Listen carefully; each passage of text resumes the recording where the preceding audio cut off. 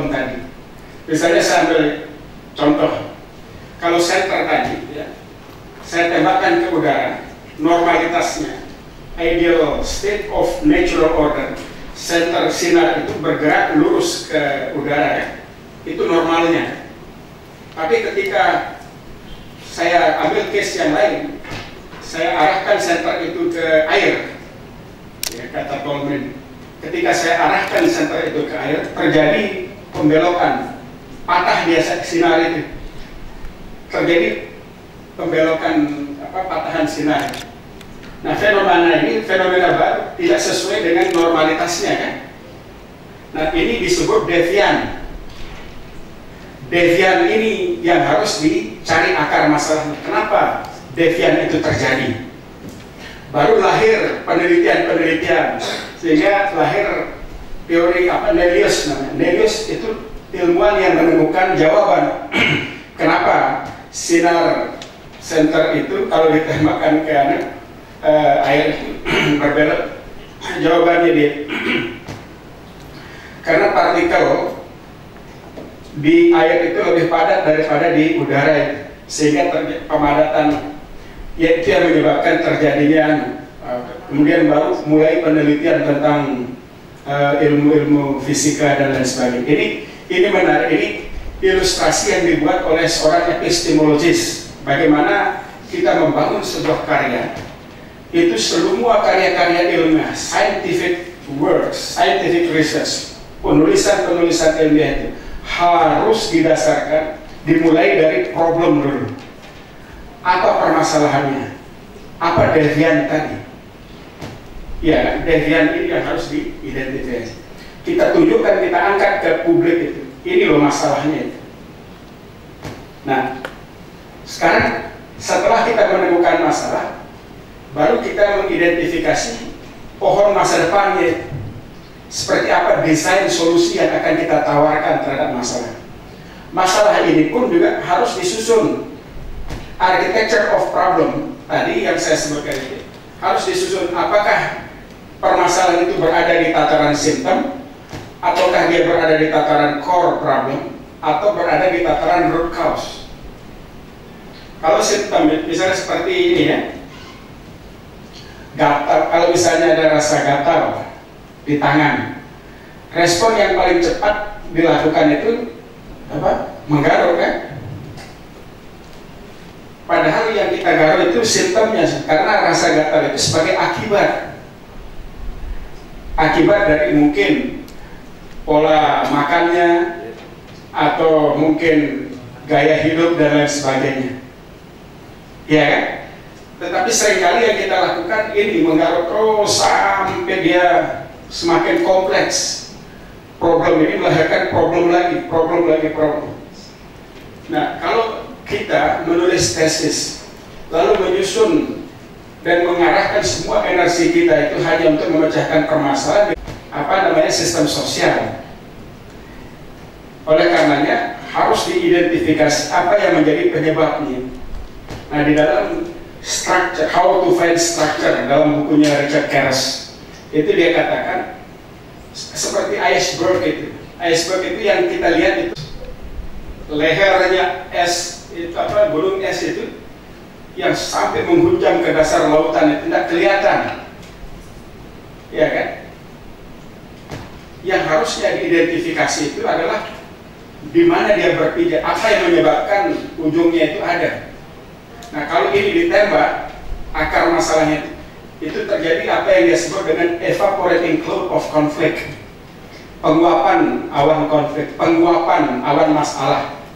Yang disebut dengan awan masalah, problem itu konflik, masalah yang banyak. Saya ambilkan contoh, korupsi tinggi, kriminalitas, ya, misalnya kita lihat korupsi angkanya sekian, terus penganiayaan, pembunuhan, pemerkosaan tinggi semuanya. Tiba-tiba kita mendengar ketika korupsi tinggi, kita harus merubah struktur substansi hukum, memperkuat ini, memperkuat itu, membuat ini, membuat itu. Tadi saya katakan Kalau permasalahan itu di level sistem yang diambil hanya ujungnya, itu tidak akan menyelesaikan masalah secara longitudinal dalam jangka panjang. Dia hanya menyelesaikan masalah yang pada saat itu. Karena ketika itu selesai, dia akan tumbuh lagi kalau strukturnya itu masih ada yang memungkinkan permasalahan itu tumbuh. Oleh karenanya, yang harus dilakukan itu adalah temukan akar permasalahan tadi. Apa yang menyebabkan korupsi? Dia kan merupakan akibat dari struktur kelembagaan, hubungan kelembagaan, model kontrol, model arus informasi dan lain sebagainya yang tidak bersistem. Dia tidak memiliki internal mekanisme di dalam mencegah terjadinya korupsi, sehingga terus itu muncul. Padahal kalau di dalam sistem itu sekecil apapun living organism itu dia memiliki kemampuan untuk melakukan pengkoreksian. Ketika sel itu mau mengalami decaying, dia sebut, mengalami pembusukan, mengalami disfungsi, itu sel, kalau tubuh yang sehat, tubuh yang normal itu, dia langsung dia mengirimkan sinyal bahwa sel ini, katanya Maturan, dia akan tidak berfungsi pada hari kesekian. Dia mengirimkan pesan kepada struktur bagian yang lain untuk mempersiapkan sel baru yang akan menggantikan sel yang persis sama dengan menjalankan fungsi yang sama dari yang. Karena tubuh itu memiliki internal mekanisme akan untuk mencegah terjadinya devian tadi.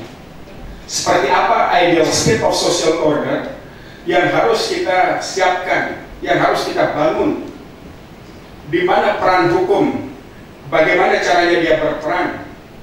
Nah, itu dia bicara pada tataran sistem, bagaimana sistem hukumnya yang akan kita gunakan, bagaimana model operasionalnya, sampai dengan outputnya yang akan kita hasilkan.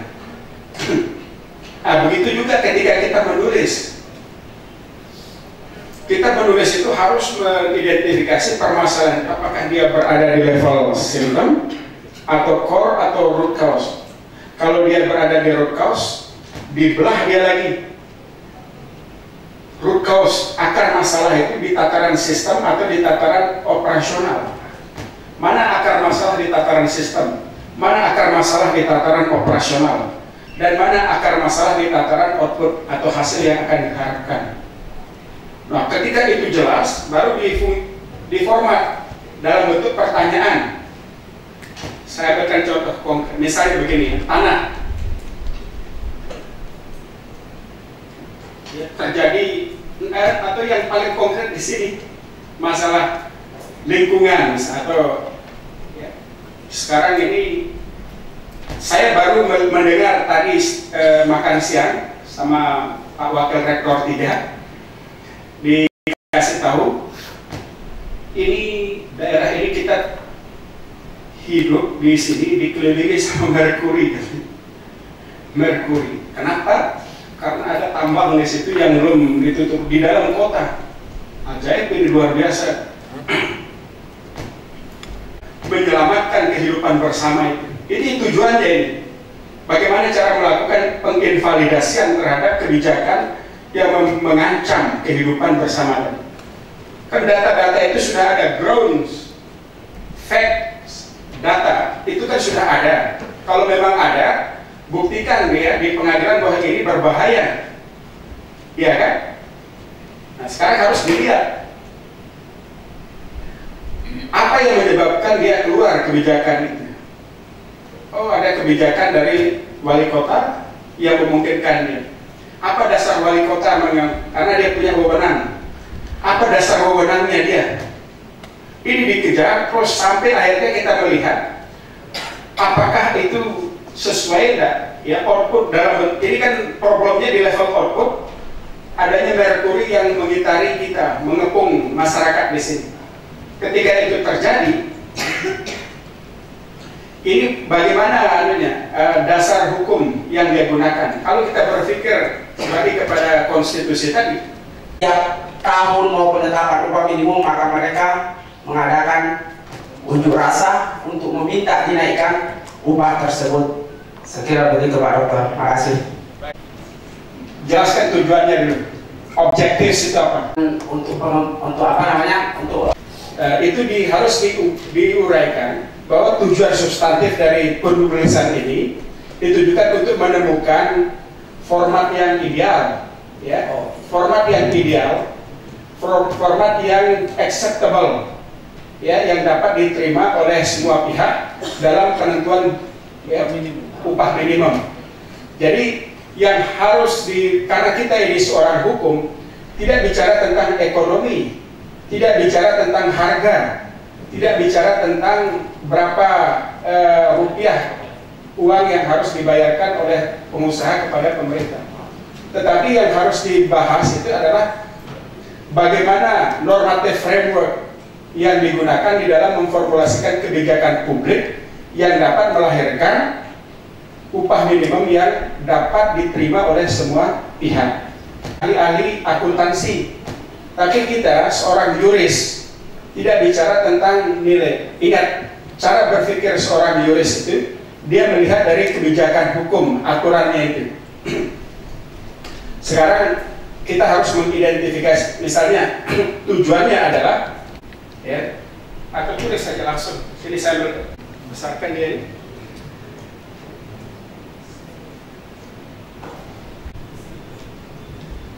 To find and formulate an appropriate regulatory model Sentral, ini Sentral Sulawesi.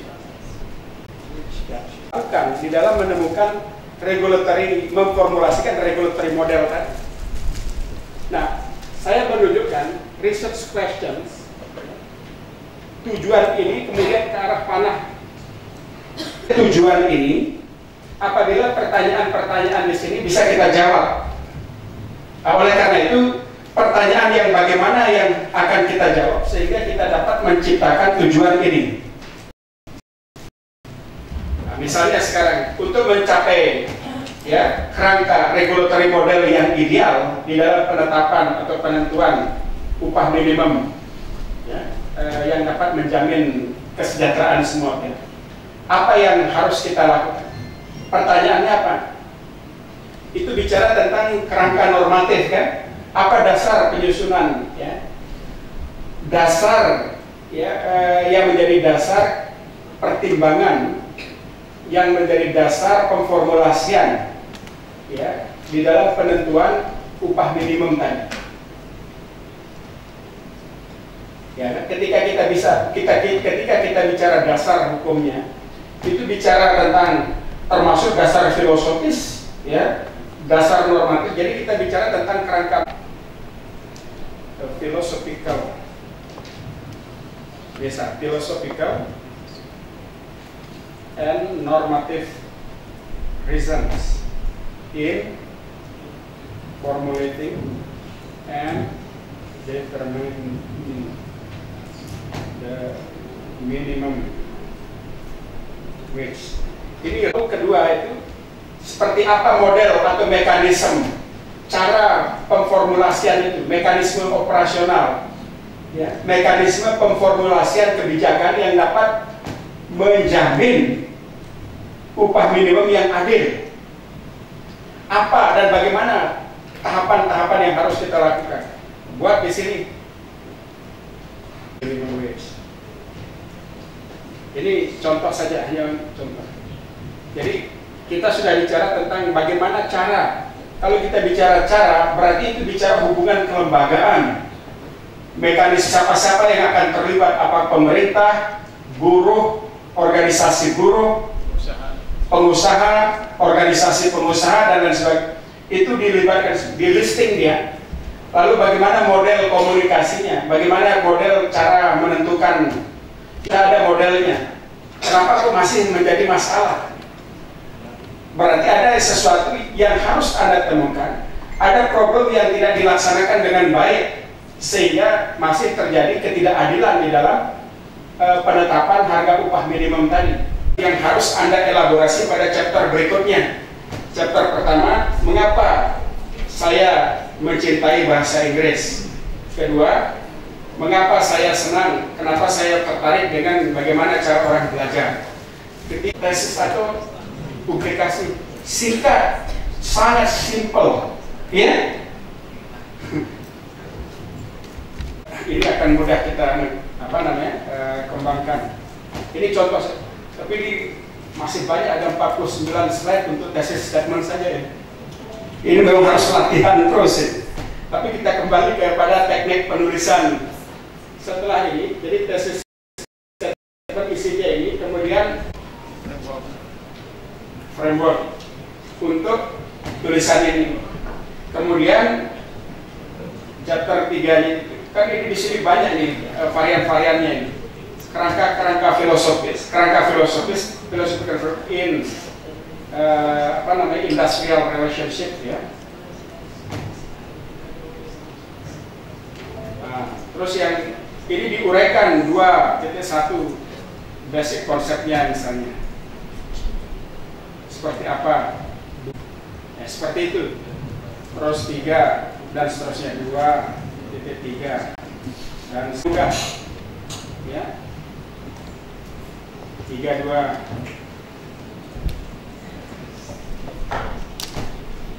33 dan seterusnya. Masuk lagi 4 operasional model atau mekanisme in determining the minimum wage in Central Sulawesi. Tadi ketika dia memformulasikan penetapan upah minimum tadi, hal-hal apa yang harus dibahas, isu-isu apa yang harus diangkat, sehingga ketika kita menyusun ini, kita punya gambaran yang jelas. Sebetulnya begini loh, persyaratan untuk menetapkan upah minimum yang dapat memperoleh keberterimaan itu begini. Nah, itu yang Anda tawarkan. Nanti outputnya itu dalam bentuk tersedianya, ini dia tersedianya atau the availability tersedianya ya, data and information misalnya ya, that might be used in hubungan related parties in industrial relationship. Sudah selesai, tinggal tentukan jadwal wisudanya. Apa ini minggu keberapa? Sampai dengan jangan lebih dari 6 bulan misalnya penyelesaian. Lewat dari 6 bulan berarti ada yang masalah di dalam penulis. Yang menjadi persoalan kita seringkali karena kita tidak tahu apa yang harus kita tulis. Makanya supaya mencegah terjadi framing dia dulu sesuai dengan rasional ya, reasonnya. Apakah itu menyusun skripsi, tesis, disertasi, atau tulisan ilmiah. Kalau tidak ada framework kita tidak bisa. Ya, simple nggak? Bagaimana, Bang Jafar? Kita bernostalgia ini. Saya sama Pak Jafar ini satu kelas dulu, satu letting. Dalam hal menulis, ya, Bapak katakan baik skripsi, tesis maupun disertasi maupun jurnal, itu kita tidak perlu memperhatikan lagi apakah itu normatif maupun empirik. Yang penting koheren, ya, yang penting. Ya. Kalau ya, dilihat dari karakter pertanyaan yang tadi, saya tanyakan demikian, ya. Karena sebagai kita orang hukum itu kan yang normatif tidak bisa diempirikan dan empirik tidak bisa dinormatifkan. Tidak bisa. Pertanyaan kedua, ya, karena tadi selalu kita metode. Yang ingin saya tanyakan sekarang menyangkut tentang tema pertemuan kita pada siang hari ini. Tema di undangan saya adalah menyangkut tentang perkembangan materi pembelajaran hukum di Eropa. Kemudian sekarang mungkin panitia Eropa itu diganti berstandar internasional. Jadi itu pendapat. Oh gitu. Ya. Jadi sekarang ya, jadi pada kita ketahui bahwasanya sistem hukum yang besar di dunia kan kita kenal ada common law dan civil law. Dalam hal ini ada Inggris Amerika, dan kita tentunya adalah menganut Eropa kontinen. Pada abad 19, perbedaan kode sistem yang besar ini itu masih cukup relevan. Ya. Namun sekarang berjalannya waktu, karena dia berani merambah memasuki wilayah negara-negara yang tadinya menganut sistem Eropa kontinen atau civil law. Dalam konteks ini, misalnya kita sebagai penganut Eropa kontinen, ya, banyak bidang-bidang hukum atau hukum-hukum baru, misalnya konteks Indonesia, ada istilahnya seperti hukum-hukum baru, ada perlindungan konsumen. Ini sebetulnya ada isu-isu yang mutakhir, yang terbaru di dalam pengembangan hukum. Kita bicara tentang sistem teori tadi.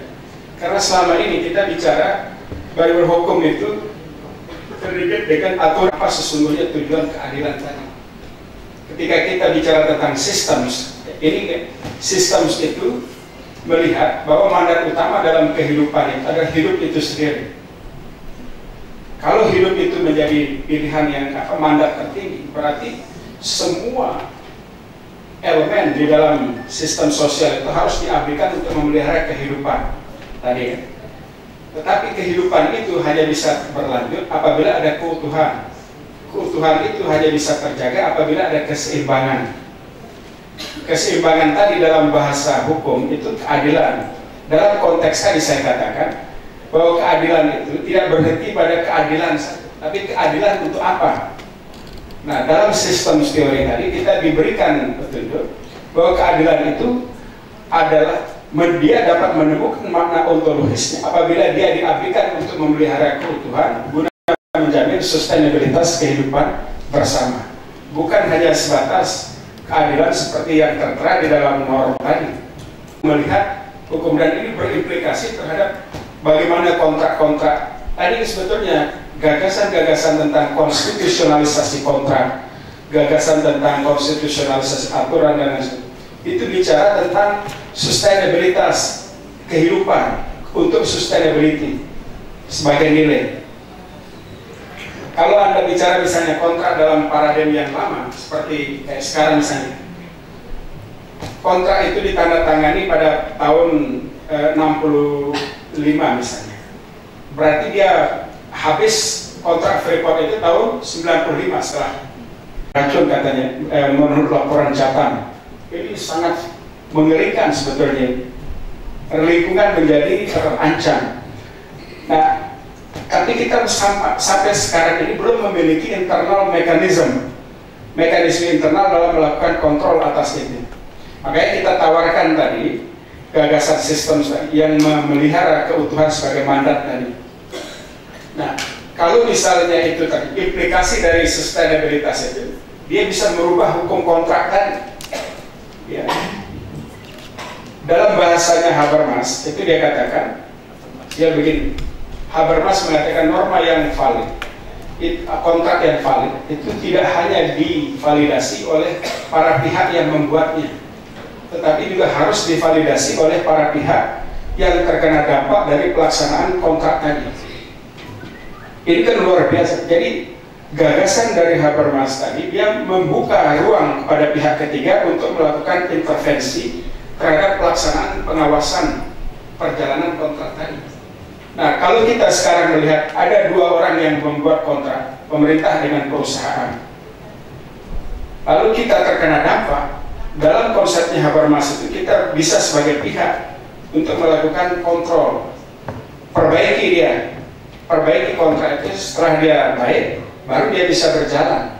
Kalau tidak, ya dia harus dihentikan karena mengancam. Ini yang saya bilang. Kenapa? Karena alasannya kehidupan bersama tadi. Jadi ini dimensi sustainability dimension tadi di dalam aplikasi longitudinal contracts, kontrak-kontrak jangka panjang itu. Ini yang saya sampaikan sebetulnya di BPHN 2 tahun yang lalu, Pak. Jadi gagasan ini juga sudah saya komunikasikan di Liège, di Belgium. Dan waktu itu ada pertanyaan yang mengemuka dari guru besar di Universitas Leuven, dia direktur filsafat hukumnya Center for Legal Philosophy, Leuven University. Apakah ketika Anda membuat merubah kontrak dari linear menjadi sirkuler? Jadi kalau sekarang ini kan prakontrak, kontrak, post kontrak, terus dia akan berakhir sampai ketika dia ditandatangani itu. Nah, saya rubah dia dari yang linear ke yang sirkuler. Jadi prakontrak, kemudian kontrak, post kontrak, dan kembali lagi ke prakontrak. Jadi sirkuler terus untuk penerapan universalization principle. Jadi itu menuju pada instrumen framework, theoretical framework yang mendasari kita untuk menciptakan apa yang saya sebut dengan sustainable justice. Jadi keadilan itu tidak statik, keadilan itu harus dinamis sesuai dengan pertumbuhan dan perkembangan yang ada di dalam masyarakat.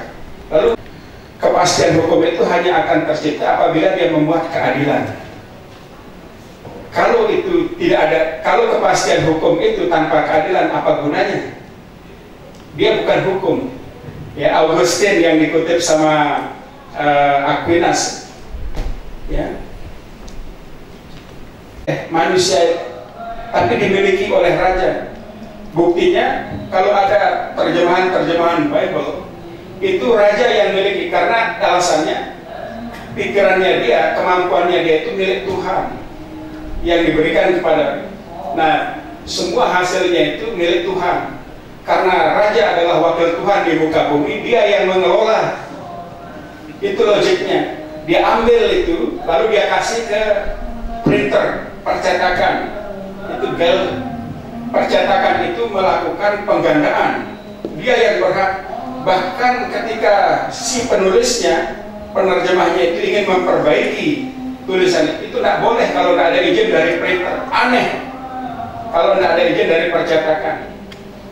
Nah, tapi di situ ada hubungan politik yang tidak beres sebetulnya antara raja dengan printing, di mana raja ini lebih banyak menikmati rente dari printing. Dia mendapatkan kenikmatan dalam bentuk pembentukan opini publik, supaya semua orang melihat dia sebagai keturunan langsung dari dewa atau Tuhan. Itu yang diilustrasikan melalui tulisan-tulisan. Kan belum berkembang surat kabar dan rasionalitas. Nah, lahirlah Locke melihat ada ketimpangan di sana. Dia keluar dari pakem itu untuk menggagaskan 7 preposisi yang dekonstruksi. Preposisi pertama, sesuaikan manusia beserta isi. Yang ketiga, Tuhan menciptakan seluruh potensi manusia itu dan hak manusia untuk mengintervensi alam. Preposisi keempat, seluruh derivat hasil yang dimiliki, hasil intervensi dari manusia terhadap alam itu adalah hak yang langsung berasal dari Tuhan, hak kodrati. Preposisi kelima, hak tersebut tidak dapat diberikan dan tidak dapat dicabut oleh siapapun, termasuk oleh raja sekalipun. Preposisi keenam, karena hak itu hak kodrati, hak yang langsung berasal, hak personal yang berasal dari raja, hak itu harus dihormati oleh seluruh bangsa yang beradab. Ini jelas sekali. 7 preposisi itu bertujuan untuk melakukan pertaining. Kalau pertaining melakukan memblokir keabsolutisme. Pertaining itu gorden artinya. Mengpertaining, memblokir absolutis monark yang ada pada saat itu. Sehingga terjadi kesadaran individual untuk bangkit dari absolutis monark tadi. Lalu terjadilah revolusi. Dia ganti itu semuanya. Kerajaan berangkat berterbangan keluar, menemukan daerah-daerah tak bertuan di dataran Amerika. Sejarah orang Amerika bicara tentang freedom karena dia dulu orang-orang yang tertindas. Dan celakanya dia juga menindas orang-orang di Indian itu, sebab yang mempunyai tanah itu sebetulnya Indian yang menempati itu. Tapi ketika mereka datang, dia hanya melihat orang Indian itu sebagai bagian dari flora dan fauna yang ada di sana. Dia tidak dilihat sebagai subjek Karena itu hukum rimba yang pada masa itu luar biasa, sama seperti orang-orang Barat untuk membangun apa yang mempertahankan liberalisme. Jadi liberalisme itu, kebebasan itu didapatkan karena induk gennya dia itu adalah menghendaki kebebasan. Dia tidak ingin berada seperti pada masa Eropa sebelum Renaissance. Kemudian yang kedua, dia menginginkan selain liberalisme, individualisme. Bahkan negara pun tidak boleh melakukan intervensi terhadap urusan privat, karena dia melihatkan itu pilihan konstitusinya. Makanya di dalam catatannya, ini saya membaca di dalam pengaruh konstitusi pikiran-pikiran Jefferson di dalam konstitusi Jerman itu, konstitusi Amerika lebih banyak dipengaruhi oleh tulisan-tulisannya Locke, inspirasinya Locke. Kenapa dia mempertahankan liberalisme, individualisme? Itu karena historical background-nya dia. Nah, kalau kita sekarang kembali kepada Pancasila, tidak salah kita kalau membangun atau mengkonstruksi idealitas Pancasila tadi sebagai dasar di dalam semua aliran-aliran filsafat keindonesiaan tadi. Karena Pancasila ini merupakan jawaban sebetulnya atas dan merefleksikan eksistensi kehidupan manusia baik secara individu, bermasyarakat, bernegara dalam mencapai tujuan. Saya ambilkan contoh logiknya. Ini sama persis seperti yang dibangun oleh Locke. Kalau misalnya kita lihat, saya tidak tahu apakah memang begini pemikiran dari para pendahulu kita, tapi logikanya, kita secara tulus, seluruh bangsa Indonesia ini secara tulus mengakui bahwa kita ini adalah bangsa yang bertuhan. Ya, semua kita ini adalah ciptaan Tuhan. Karena Tuhan itu maha mulia, dia memiliki dignity. Kedignitiannya itu juga tercermin di dalam ciptaannya. Sehingga manusia secara individual itu dia memiliki dignity. Nah, kedignitian ini saja tidak cukup untuk memelihara individualitas itu. Tapi untuk melangsungkan kehidupannya, setiap individu itu harus hidup bermasyarakat. Ini diikat oleh prinsip-prinsip supaya sustain, supaya baik. Dia tidak boleh saling menghina, tidak boleh saling menghukum, tidak boleh saling menganiaya. Sehingga lahir sebagai konsekuensi dari ketuhanan yang Maha Esa sebagai kemahakuasaan Allah. Lahir prinsip kedua, di dalam kehidupan bermasyarakat, lahir prinsip kemanusiaan yang adil dan beradab. Nah, tapi kehidupan bermasyarakat ini juga tidak cukup. Ya, kehidupan individu dan bermasyarakat tidak cukup. Kita perlu berorganisasi untuk mencapai tujuan, sehingga lahir negara hukum kesatuan yang bernama Republik Indonesia Kesatuan ini. Dalam upaya apa? Untuk mencapai keadilan sosial bagi seluruh rakyat Indonesia yang didasarkan atas prinsip musyawarah mufakat. Sebetulnya ini seluruh sila-sila Pancasila itu adalah jawaban terhadap eksistensi kehidupan manusia, baik secara individu, kehidupan bermasyarakat dan bernegara dalam mencapai tujuan yang didasarkan atas prinsip keutuhan musyawarah. Kepada Bapak Rektor dalam hal ini Bapak Wakil untuk tidak memfasilitasi kegiatan ini, dan juga dukungan dari pihak pasca sarjana ilmu hukum dan program E1 juga ya, Bapak Dekan lewat panitia, dan dapat terima kasih untuk kehadiran Bapak Ibu yang setia dari pagi sampai sore. Lalu dengan demikian saya tidak usah simpulkan karena banyak sekali hal yang perlu disampaikan. Cuma yang saya lihat bahwa kalau kita harus konsisten, yang kedua koheren dan rasional, dan data-data kita akurat. Demikian. Assalamualaikum warahmatullahi wabarakatuh.